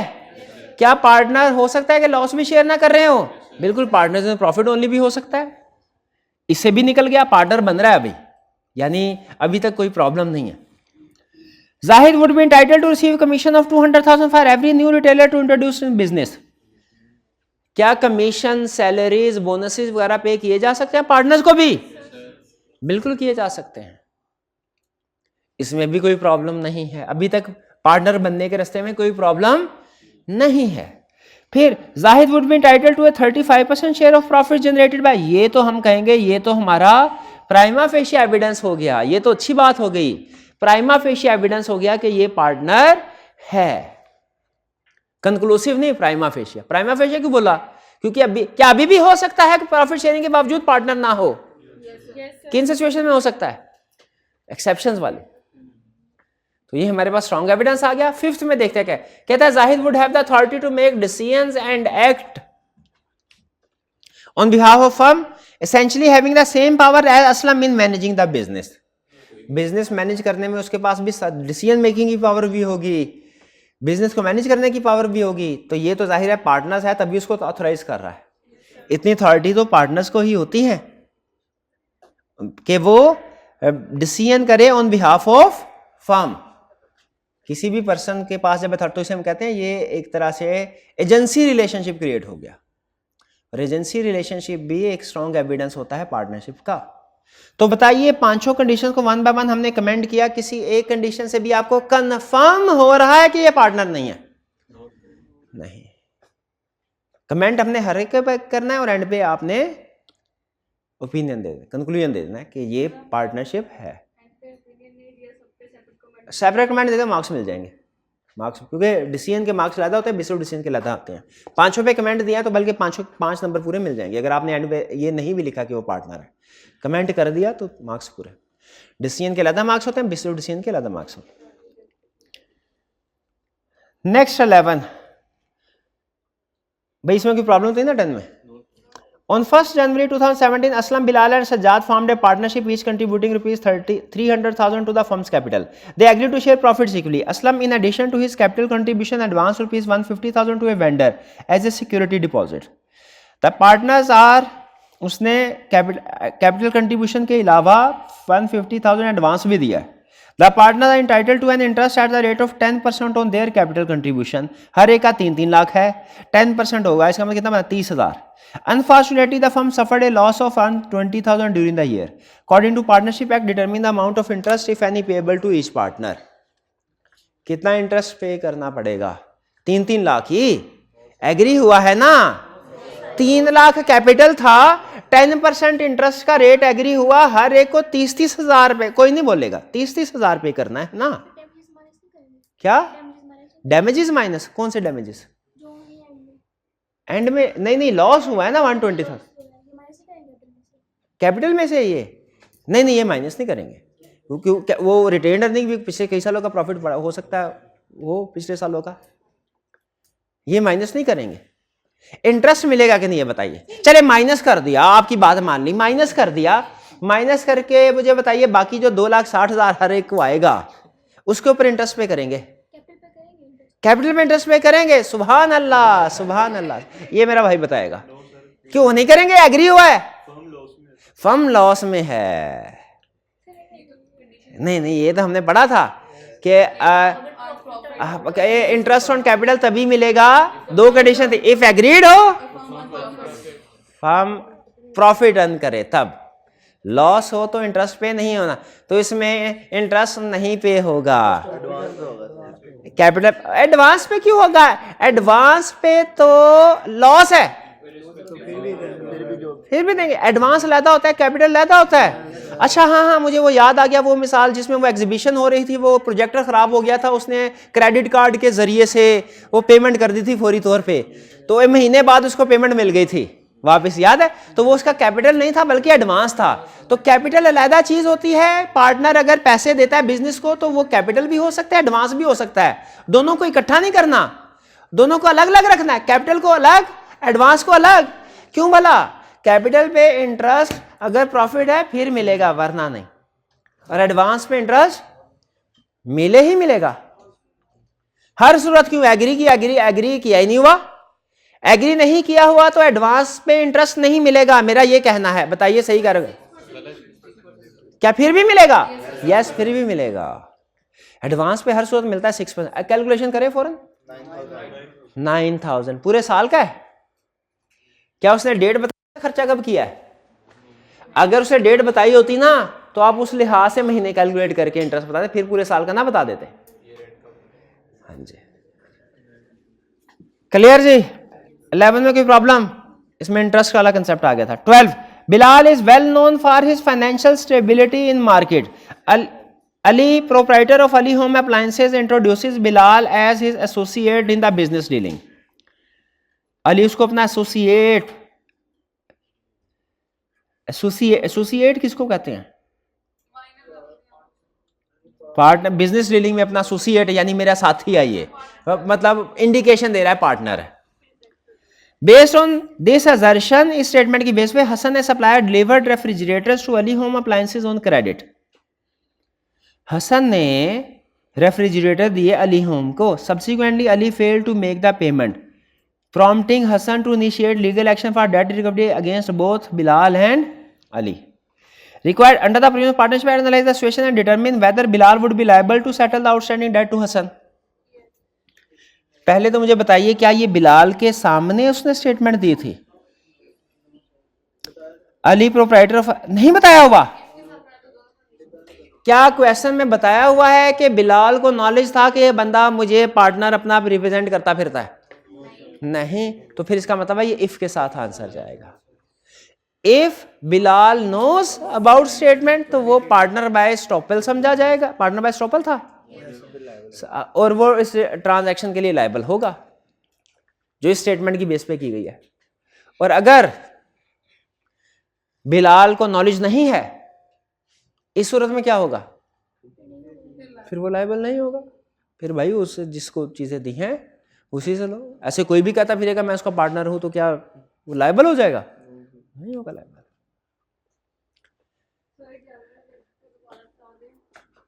लेमन दोबारा बता दें। हमारे पार्टनरशिप में दो तरह के इंटरेस्ट होते हैं, एक इंटरेस्ट ऑन कैपिटल, एक इंटरेस्ट ऑन एडवांस। कैपिटल होता है जो परमानेंटली कोई पार्टनर बिजनेस में पैसे इन्वेस्ट करता है। एडवांस होता है जो आर्जी तौर पे ज़रूरत के तहत बिजनेस में पैसे इन्वेस्ट किए जाते हैं और कुछ अरसे बाद जब बिजनेस के पास पैसे आते हैं तो वो वापस ले लिए जाते हैं। कैपिटल लादा, एडवांस लादा। कैपिटल का रूल ये है कि इस पे इंटरेस्ट मिलेगा उस वक्त अगर एग्री हुआ हो एग्रीमेंट में कि इंटरेस्ट मिला और फर्म को प्रॉफिट हुआ हो। अगर एग्री नहीं हुआ या लॉस हुआ है तो इंटरेस्ट ऑन कैपिटल नहीं मिलेगा। जबकि एडवांस का रूल ये है कि एग्री हुआ है या नहीं हुआ, इंटरेस्ट मिलेगा एट द रेट ऑफ 6%। ठीक है, अगर डिफरेंट रेट एग्री हुआ तो डिफरेंट मिलेगा, अगर एग्री नहीं हुआ तो इंटरेस्ट मिलेगा एट द रेट ऑफ 6%। और चाहे प्रॉफिट हो चाहे लॉस हो इंटरेस्ट मिलेगा एडवांस पे। ठीक है, हाँ ये भी एग्री कर सकते हैं। पार्टनरशिप में अगर क्लियरली लिख दें, देखिए जो क्लियरली लिख दिया ना आपने, वो तो फिर जो लिख दिया वो ही चलेगा।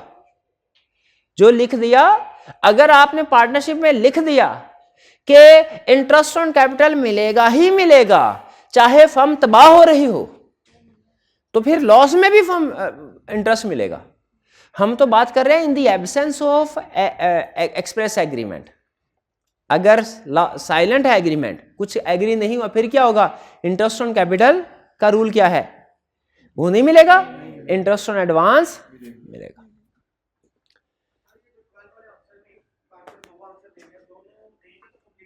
हाँ जी, 12 वाले जब क्वेश्चन में क्लियर इन्फॉर्मेशन नहीं हो तो आप इफ करके दोनों सेशन को कवर करते हैं। दोनों सेशन कवर करेंगे तो कंप्लीट आंसर समझा जाएगा, वरना नहीं। 13 का पार्ट है, कह रहा है डिटरमिन, ये 1 और 2 है, 3 नहीं है, 1 और 2। Determine whether the following payments are considered as payment in due course. पहली, a financial institution Habib Bank Limited honour the cheque dated 15 July 2024 on 10 July 2024 which was presented by the payer earlier than the specified date. Payment in due course है? क्यों नहीं है? 15 का check है, 10 को पे कर दिया भाई, पहले कर दिया। ये तो 15 का चेक 15 को भी पे होना चाहिए था, तो 20 को भी पे हो गया, तो वो भी पेमेंट इन ड्यू कोर्स नहीं है, ऐसा क्या? 15 या उसके बाद 15 जुलाई 2024 का चेक 15 जुलाई 15 अगस्त 2024 को प्रेजेंट किया जाए, चलेगा? चलेगा, हाँ, विद इन 6 मंथ्स है, बिल्कुल ठीक है। Second, Allied Bank Limited made a payment on a cheque that bore a for signature purportedly date of the drawer Miss Aisha Khan without verifying the authenticity of the signature. जो drawer के sign match endorse नहीं कर रहा, drawer के sign match किए बगैर bank ने payment कर दी, तो ये पेमेंट इन ड्यू कोर्स है? नहीं है, payment not in due course. शाबाश। सर पास वाले केस में 15 को दोबारा पेमेंट होगी? फर्स्ट वाले केस में नहीं, ये फर्स्ट वाले केस में जिस बंदे के अकाउंट से पेमेंट गई है ना, वो बैंक को कहेगा कि मुझे पेमेंट दो, वापस करो। और जिसको की है तो उस वाले बैंक, हाँ बैंक कहेगा मैं तो पेमेंट कर चुका हूं, तो वो कहेगा मैंने तो 15 को कहा था, तूने 10 को पेमेंट कर दिया, अब जिसको पेमेंट किया उसको ढूंढो। अब बैंक की जिम्मेदारी होगी कि वो उस बंदे को पकड़े जिसको पेमेंट किया और उससे पैसे वापस ले। अकाउंट होल्डर की जिम्मेदारी नहीं है, क्योंकि जिसकी गलती है उसी को भुगतनी चाहिए ना। गलती बैंक की है, बैंक भुगते। रिकवर तो हो सकता है ना? रिकवर हो सकता है, रिकवर हो सकता है, बिल्कुल बिल्कुल रिकवर हो सकता है जी। पहले वाला पोस्ट डेटेड चेक, और जिसको 6 महीने गुजर जाते हैं उसको कौन सा चेक कहते हैं? टाइम बार्ड नहीं, वो काउंटिंग में होता है। टाइम बार्ड डेट 3 साल वाला कंसेप्ट है, उसको कहते हैं stale cheque. Stale cheque. B, mister Ali signs the following instruments in relation to his financial transaction with mister Zaid. हमने क्या बताना है? Instrument are presented to you for valuation to determine if they qualify as promissory note under the applicable legal framework. हमने बताना है ये promissory note बनते हैं कि नहीं बनते। स्टार्ट करें जी। Dear Mister Zaid, I am indebted to you for the sum of rupees 2000। भाई जैद, मैंने आपके 2000 रुपये अदा करने हैं। वैलिड है कि नहीं? क्यों नहीं वैलिड?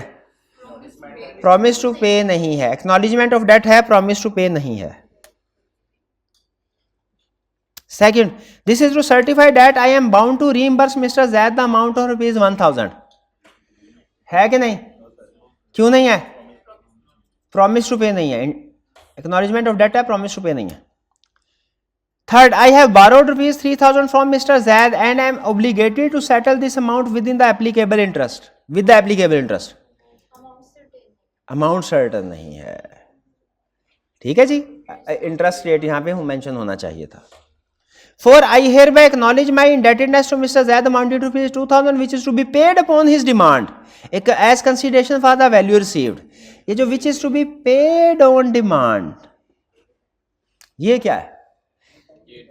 ये प्रॉमिस टू पे है कि मैं ऑन डिमांड पे करूं। इसमें फोर्थ वाले में एक्नॉलेजमेंट ऑफ डेट भी है, प्रॉमिस टू पे भी है, तो ये वैलिड प्रॉमिसरी नोट हो गया।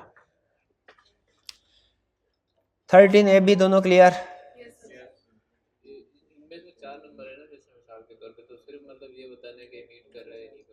हाँ बिल्कुल, 4 नंबर है, सिर्फ यही बताना है मीट कर रहा है कि नहीं पर। रीजन भी बतानी है ना, ऐसे ना करना है, यस नो नहीं करना।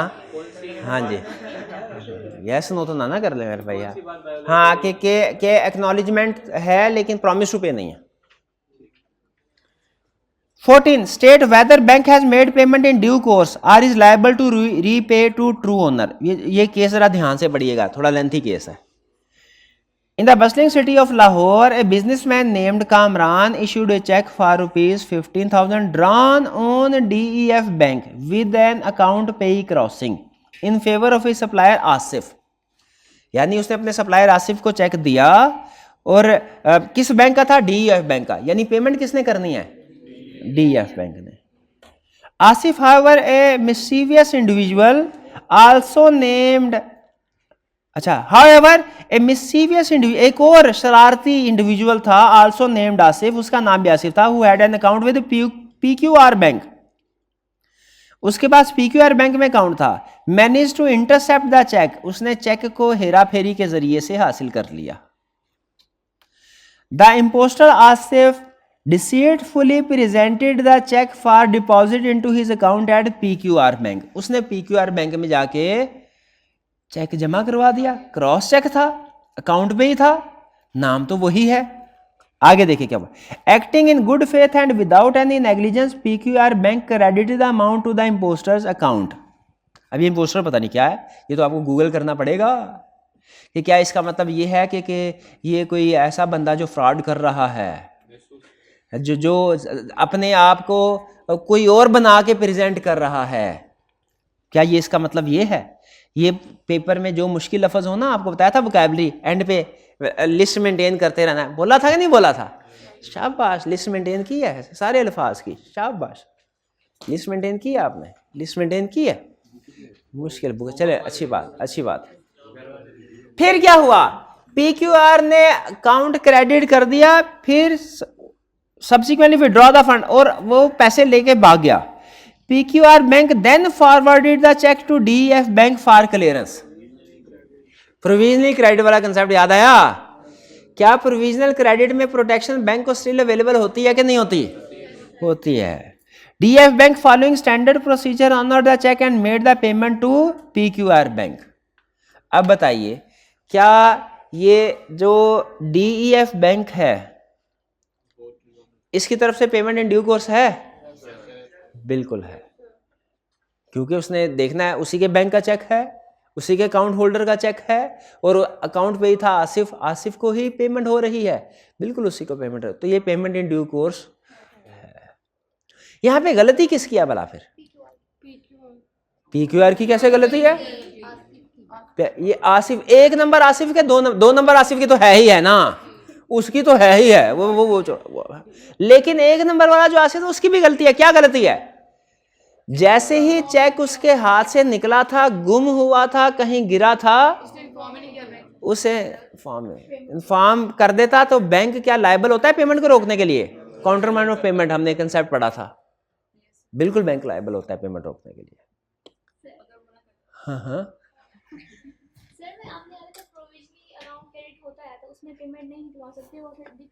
हाँ नहीं, वो मैंने बताया था कि प्रैक्टिस में ये होता है कि वो नहीं, वो पुरानी प्रैक्टिस है, लेकिन जाहिर है क्वेश्चन में जो इन्फॉर्मेशन देगा हमने उसके मुताबिक ही चलना है। क्वेश्चन में हमने उसको ये थोड़ी बोलना है कि तो आपका क्वेश्चन गलत है। मैंने बताया था ना आपको, क्वेश्चन को क्वेश्चन नहीं करना, क्वेश्चन को आंसर करना है, आंसर करना है। तो प्रोविजनल क्रेडिट पे भी प्रोटेक्शन अवेलेबल होती है। हाँ, अभी भी अमाउंट निकलवा ली है, अभी स्टिल बैंक ने एजेंट, वो उस अकाउंट होल्डर के बिहाफ पे ही पेमेंट कर रहा है। मेन कंसेप्ट इसमें यह है कि बैंक ने अगर पेमेंट उसको कर भी दी है, फिर भी ट्रू ओनर इस वक्त बैंक नहीं बना, बैंक एज एजेंट ही कलेक्शन कर रहा है, बैंक एज एजेंट ही कलेक्शन, हालांकि उसने पेमेंट कर भी दी हुई है, स्टिल चेक जो है वो उसका वो ट्रू ओनर नहीं बनता।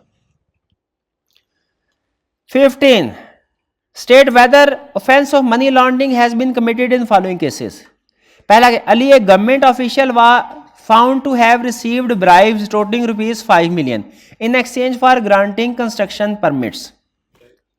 He used the illicit funds to purchase a luxurious apartment in Karachi. ये मनी लॉन्ड्रिंग है कि नहीं? जब तक उसने रिश्वत ली थी तब तक जुर्म तो था, लेकिन मनी लॉन्ड्रिंग नहीं थी। जब उसने इसको कन्वर्ट किया किसी प्रॉपर्टी में, ये मनी लॉन्ड्रिंग हो गई। शाबाश, ये है, बिल्कुल है, yes it is money laundering. और कौन से वाला उसने कन्वर्ट किया, मैंने डेफिनेशन पढ़ी थी हमने। B, in another instance, Hassan, a bank manager, was aware that several transactions in clients' accounts totaling ₹20 million were the proceeds of a drug trafficking operation. Knowing this, he reported this suspicious transaction to the authorities. Money laundering है कि नहीं? क्यों नहीं है? Illegal पैसे हैं, तो बता तो दिया है ना, यस, ये मनी लॉन्ड्रिंग नहीं है। See, meanwhile, Farhan, an employee at a trading company, was entrusted with holding ₹15 million for his employer. Employer ने कहा उस बंदे को कि 15 मिलियन रख लो अपने पास। He was aware that this sum was obtained through fraudulent business dealings, but did not take any action to report or rectify the situation. नहीं तो वो उसके पैसे थोड़ी हैं, मनी लॉन्ड्रिंग कैसे है? बता देना। किसी दूसरे के बिहाफ पे मनी लॉन्ड्रिंग के पैसे होल्ड करना, ये भी मनी लॉन्ड्रिंग का जुर्म है। किसी जी, ये ऑफेंस ऑफ मनी लॉन्ड्रिंग है, बिल्कुल है। चोरी में चोर का साथ देना, वो भी तो चोरी है, जुर्म में बराबर का शरीक है। ठीक है, एग्जाम्पल नहीं पढ़ी थी हमने मनी लॉन्ड्रिंग की, उसमें डिफरेंट उसे बताया था कि जो होल्ड करेगा वो भी, जो असिस्ट करेगा वो भी, वगैरह। 3 नहीं थी, 4 थी। एक नीचे जो मशवरा देता है, मशवरा देने वाला भी तो मनी लॉन्ड्रिंग का मुजरिम था। D, lastly, Sarah, an experienced accountant, provided advice to one of her clients on how to conceal assets worth ₹30 million that were acquired through embezzlement. She also assisted in creating false financial statement to facilitate the concealment. सारा कुछ को facilitate, हालांकि पैसे उसके नहीं हैं, लेकिन क्या ये भी मनी लॉन्ड्रिंग का क्राइम है? बिल्कुल है। तो जुर्म क्या है? सारा को सजा क्या मिलेगी? नहीं, मशवरा तो दे दिया तो जुर्म हो गया ना, सजा क्या मिलेगी?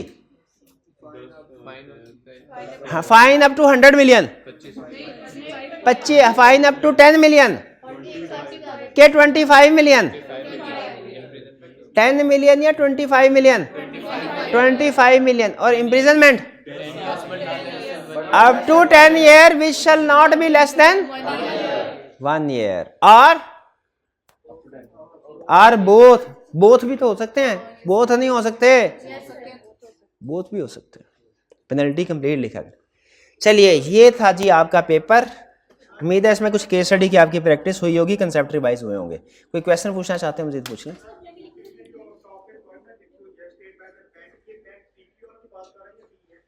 बैंक की बात, जो बैंक वाला केस था उसमें लिखा था बैंक मेड पेमेंट, ये दोनों बैंक की बात हो रही है।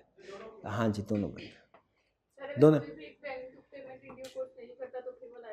हाँ, कोई भी बैंक अगर या कोई भी पार्टी अगर पेमेंट इन ड्यू कोर्स ना करे, वो ट्रू ओनर को लायबल होती है कंपनसेट करने के लिए, बिल्कुल होती है। और कोई क्वेश्चन? और कोई क्वेश्चन नहीं है? अच्छा चलिए, मैं कुछ ना की पॉइंट्स, अहम एग्जाम पॉइंट ऑफ से टिप्स एंड ट्रिक्स वगैरह जो है ना आपके साथ ग्रुप में शेयर करता रहूँगा। आपने वक्तन फ़वक्तन ना दिन में एक आध दफ़ा या 1-2 दिन के बाद ग्रुप्स में जाके देखते रहना है। जो मैं आपके साथ चीज़ें शेयर करूँ छोटी मोटी, वो आपने उसको पिक करते रहना है, ठीक है। मैं एग्ज़ाम एक ख़ास तौर पर वीडियो आपकी बनानी है मैंने कि एग्ज़ाम में पेपर को आप कैसे अटैम्प्ट करें, वो जो 3.25 घंटे रीडिंग टाइम को कैसे यूटिलाइज़ करना है, एग्ज़ाम में आपको कौन सा क्वेश्चन पहले करना चाहिए, प्रेजेंटेशन वगैरह, ये सारी जो पेपर की टेक्निक्स हैं आपके साथ मैंने वो वीडियो बना के शेयर करने हैं। तो वो वक्तन फ़वक्तन ग्रुप में जाके देखते रहिएगा, ठीक है जी। दवाई के टाइम पे, हाँ जी, दवाई के टाइम पे, बिल्कुल ऐसे ही जी। और कोई क्वेश्चन? कोई क्वेश्चन नहीं है? चलिए आज का लेक्चर यहाँ पे ख़त्म करते हैं। अल्लाह हाफ़िज़।